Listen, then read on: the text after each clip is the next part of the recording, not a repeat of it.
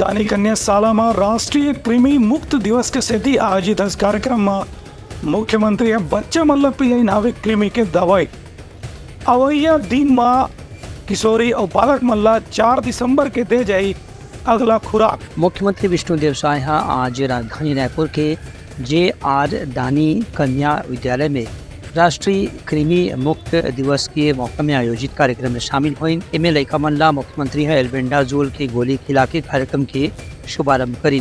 प्रदेश के सभी आंगनबाड़ी और शासकीय अशासकीय स्कूल में 1 वर्ष से 19 वर्ष तक की आयु के लड़का और लड़की और किशोर मल्ला कृमिनाशक दवा खिलाए पर ये आयोजन करे जाते। एक कार्यक्रम में स्वास्थ्य मंत्री श्याम बिहारी जायसवाल, विधायक मोतीलाल साहू, पुरंदर मिश्रा और अनु शर्मा घड़ो मौजूद रही। Bureau report Uttarakhand news.